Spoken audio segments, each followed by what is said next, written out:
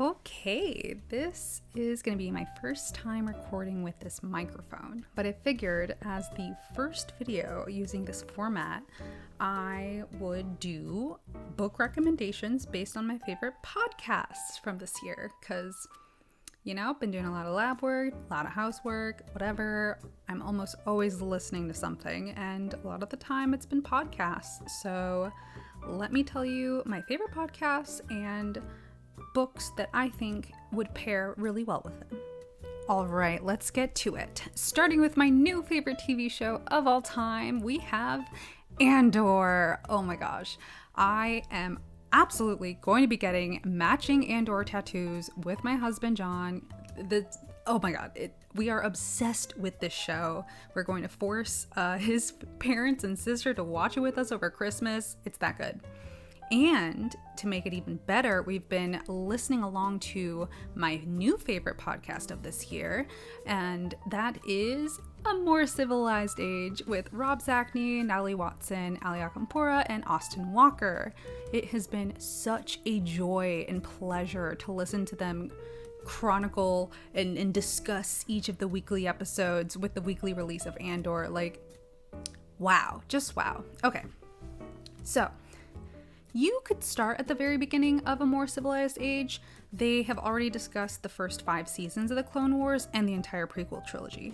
Or, what I think is the better option, just start straight with their first Andor episode. You can always go back to the other ones, but I would get to Andor while it's still hot. So anyway, Andor has strong themes of community organizing against fascist oppression. And the one book I read this year that reminds me of that the most is Tekla by Stephen Brust.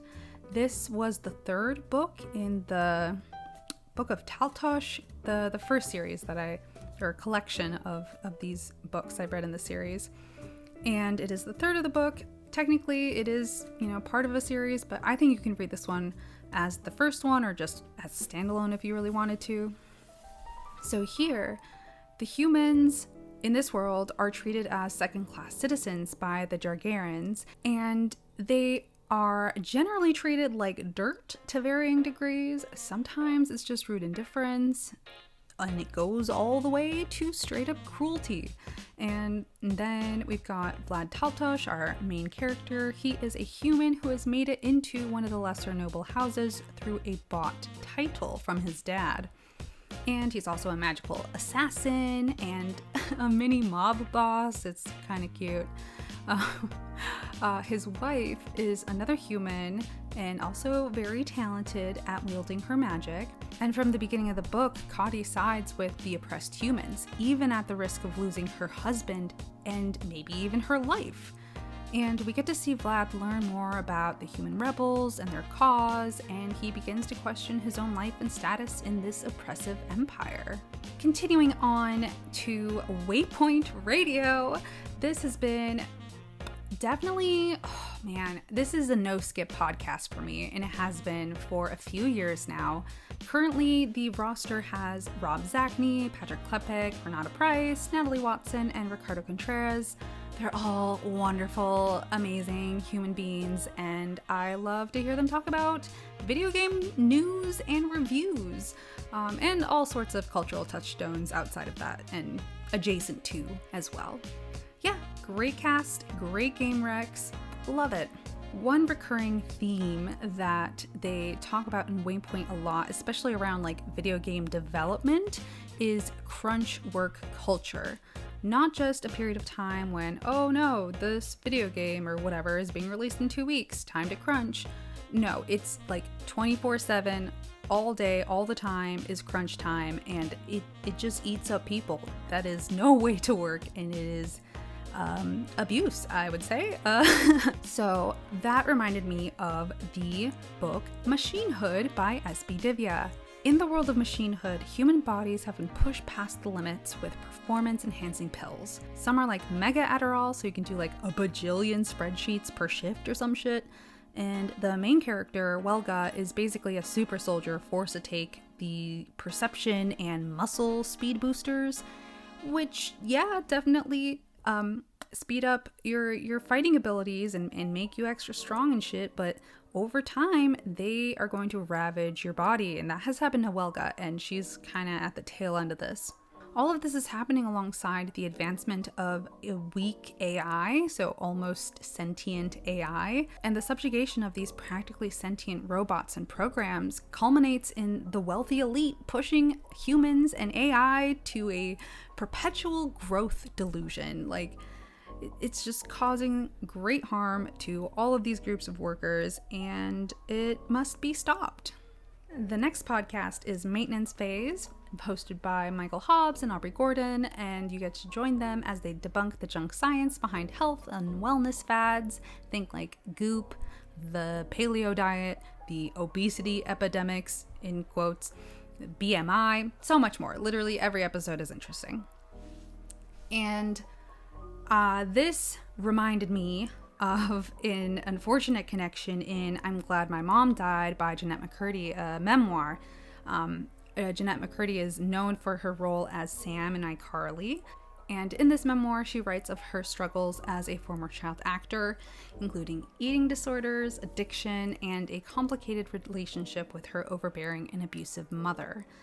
Yeah, Jeanette's mother introduced her to strict calorie restriction when she was like 11, like pre-puberty, and I think it was, I mean, she did it for a variety of logical and illogical, no, all illogical reasons. Yeah, I hope her story serves as a reminder that calorie restriction, especially in children, is opening the door to a lifelong struggle with food and the resulting health issues. Another Michael Hobbs, well, I guess he used to be a co-host on this next podcast, but currently it's just Sarah Marshall right now. But You're Wrong About started with Sarah Marshall and Michael Hobbs, who are obsessed with the past, and every week they would reconsider an event, person, or phenomenon that has been miscast in the public imagination, like Dr. Oz, Y2K, the O.J. Simpson trial, Monica Lewinsky, Dare, so many interesting topics. And their very first episode was on the Satanic Panic. And Devil House by John Darnielle touches on the Satanic Panic, not necessarily like directly. It's definitely more focusing on and reflecting on the true crime genre. So the main character is a true crime writer who moves into a house where 2 murders happened back in the 1980s.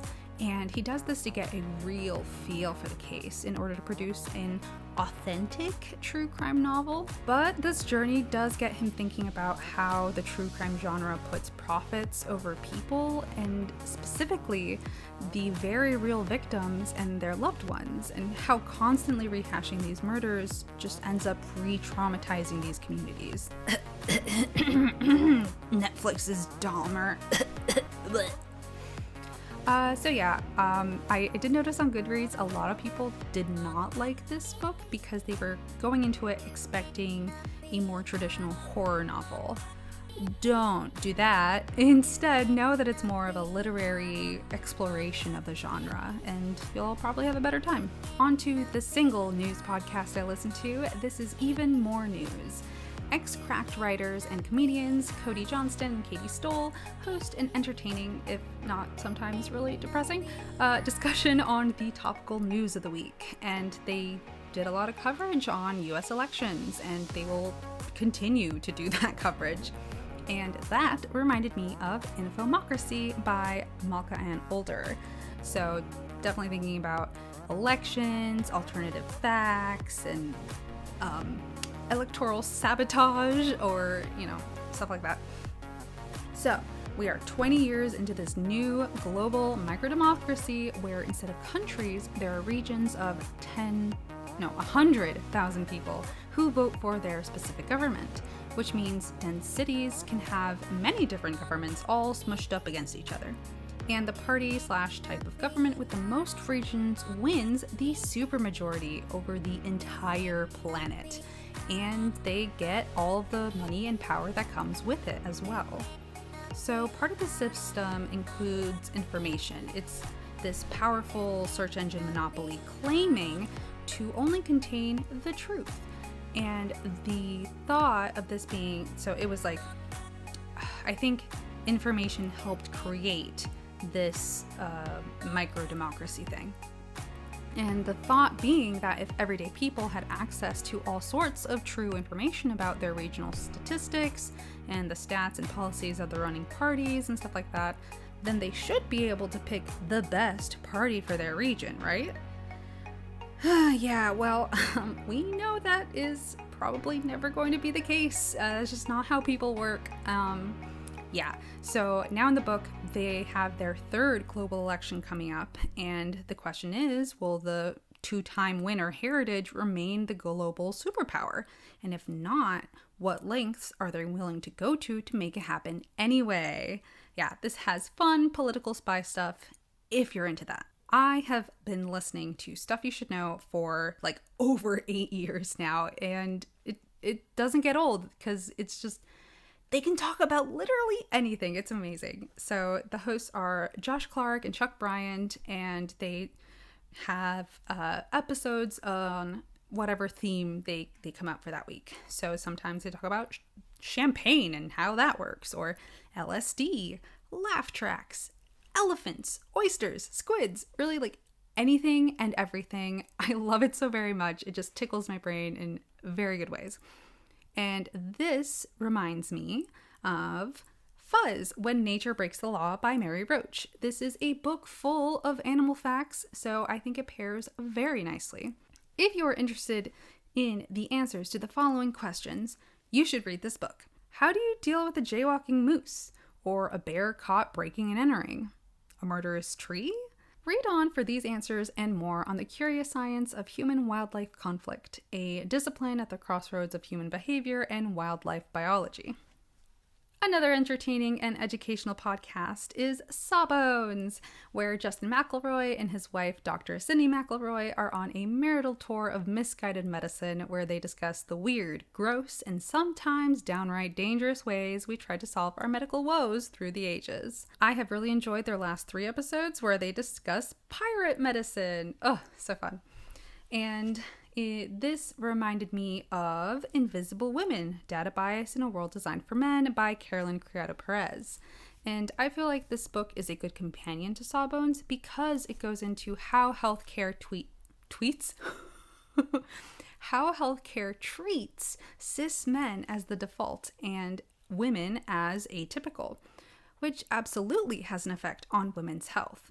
All women and non-binary folk, like, This book is very binary in its statistics and the way it talks about stuff, but in part that is because the data gathered on these sorts of things, and up until very recently, has all been very binary. So keep that in mind and, take it for what it is. Yeah, it is not a surprise that there is bias and discrimination baked into our systems. And you can read about some of these examples here, like crash test dummies, how they were all like the average, whatever that means, man, and they didn't account for women's generally slightly more slender bodies. I mean, they're different bodies. We got boobs, like... Like, it's gonna be different. Like, and then children, they didn't. Oh God, yeah. It's a hot mess, and it was interesting to read about. Next, we have Savor, a food podcast. Hosts Annie Reese and Lauren Vogelbaum cover various food and food-related topics and their science, history, and cultural significance. Some of my favorite episodes include mushrooms, frozen food, cinnamon, cannabis edibles, and like so many more. This is another weekly listen for me. The book with the most enticing descriptions of food I have read this year has to be Legends and Lattes by Travis Baldree. After decades of adventuring, Viv, the orc barbarian, takes her savings and opens a cafe. And, gosh, I could practically smell the shots of espresso being prepared, plus all of the mouth-watering pastries that the baker whips up. Oh my God, it is... so good. It's so adorable, and it makes me really, really hope that we move somewhere within walking distance of a coffee shop, because that would be a dream come true. Okay, dipping back into the fiction world of podcasts real quick. James D'Amato hosts an actual play podcast with Tyler Davis, Johnny O'Mara, Liz Anderson, John Patrick Cohen, and Nathan Blades. Skyjacks!